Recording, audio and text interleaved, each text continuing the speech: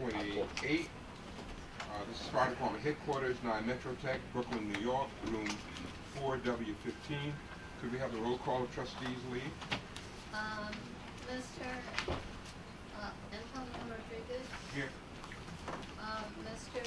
Susanna Vickers. Here. Mr. Caroline Wilper. Thank you. Here. Mr. Stephen Cassidy. James Levin as a proxy. And Mr. James Levin. Here. Mr. Eddie Brown. Here. Mr. John Kelly. Here. Mr. James McGowan. Here. Mr. John Farina. You, John. Here. Mr. Alfaro. Here. Mr. Thomas Fillon. Here. Commissioner Douglas White. Here. We have 24 votes in a quorum, and they start the meeting. The first item on the agenda is approval of the minutes. Regular meeting of March 23rd, 2015. So moved. Second. Any objections? Hearing none, motion carries. Then there's the investment meeting of March 18th, 2015. So moved. Second. Any objections? Hearing none, motion carries. Next item is subchapter 2.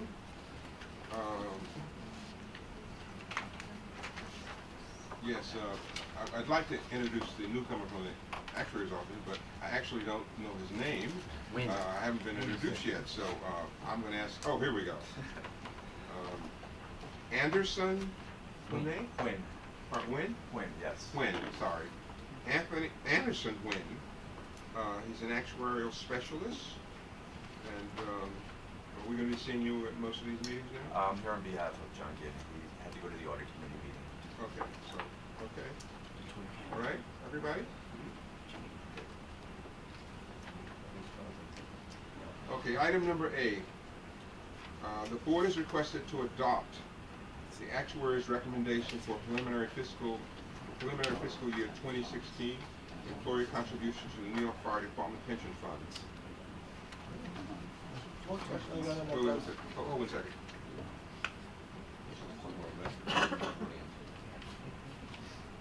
Okay, go ahead. One question I have on that, if you look at, page 11, A11, I it's just, I don't know, that's why I'm asking the question. You're asking this of the actuary, I assume. Yes.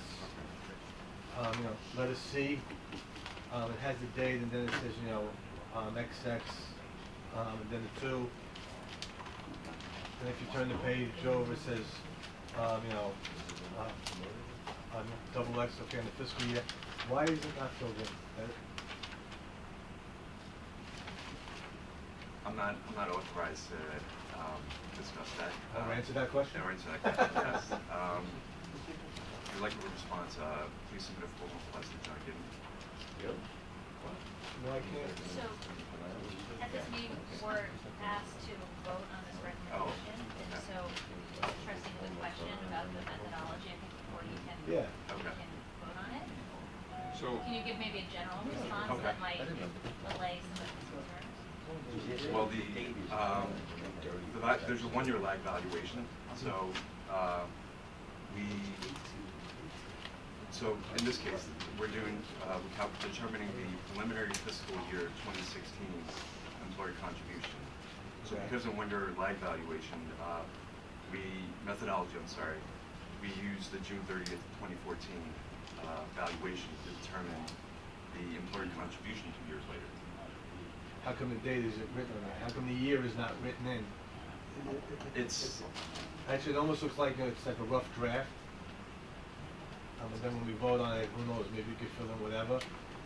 But I just want to ask, that's all I'm asking, is how come the year is not filled in? I think it's the general rule, like, in other words, you're doing 2016 fiscal year, right? Right. Now, and that year starts July 1, 2015 through June 30th, 2016, right? Right. Okay? So they're looking at the June 30th, 2014. This is like a general rule. every year. Is there a reason Well, I guess why- these are the actuaries' assumptions and methods, so it's more the big picture of what the methodology is. It's a formula. Kind of like algebraic, right? Right, algebraic. It's- Yeah, Put the formula in it's there. minus 2. It's Okay. it's just the formula that you Okay, okay. use every year. Sure. Also So on for the this federal year, Okay. in I- particular, Okay. for the 2016 fiscal year, they used June 30th, 2014. Okay. But maybe a legitimate question to the actuary's office is just to confirm that in the memo, because I believe this memo is addressed to the Board of Trustees, whether it's appropriate to have the formula listed or if the specific date should be listed going Well, so forward. do we want to adopt this today? I mean, in the light of the fact that it's a little. Yeah. Okay. Yeah, well, that's only my question.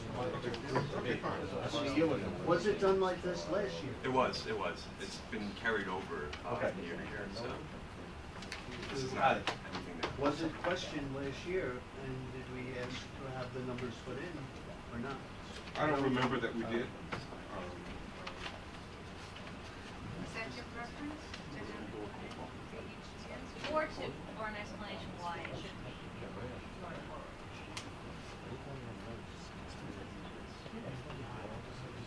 No, just, And John, I was at the meeting last year. We didn't, it wasn't raised last year. I'll Okay. tell you that. Thank you. Any big deal? You have any? No big deal, right? we get like updates. So why don't we So I just, guess, so why don't we just note this, you know, it's less than a kind of vote, particularly, that would. Do they normally request a vote on this? I mean, No, you can note it. normally It's just the preliminary. board just note it, agreeing or not, it carries. Right, it's generally, the statute I think requires that the board adopt it, so there's no vote necessary. It's just a recognition that the board has been presented with this before. Yeah, fine. Okay? But in the meantime, if the actuary's office could provide the trustees an explanation of why that was, because I do think it's formulaic, so that you use this year, and again, it will be used next year, obviously the numbers will be updated for the next years. Okay? So we're noting it. Just, All right, move on then.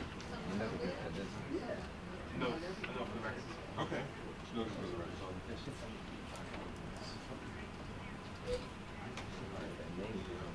Number B, the board is requested to approve the application of option number 4-3 pension benefit in the amount of $3,409.58 per month to Mrs. Frances Drum, widow and designated beneficiary of deceased retired Captain Eugene Drum. so moved.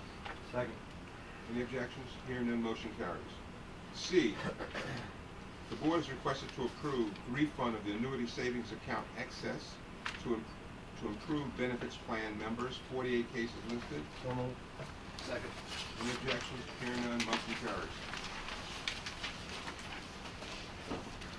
D, the board is requested to approve application for return of accumulated deductions in the lump sum amount of $54,049.13 to Mrs. Madeline Lasala Bunn, widow and designated beneficiary of deceased Lieutenant Thomas Bunn.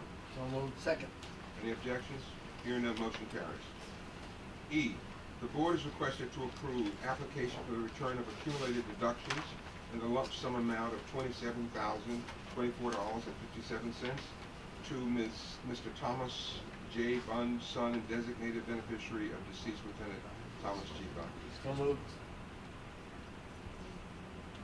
Second. Any objections? Hearing none, motion carries. F, the board is requested to approve the application for the return of accumulated deductions in the lump sum amount of $27,024.57 to Ms. Elise Foreman, daughter and designated beneficiary of deceased Lieutenant Thomas G. Bunn. So Bunn, moved. sorry. Second. Any objections? Hearing none, motion carries.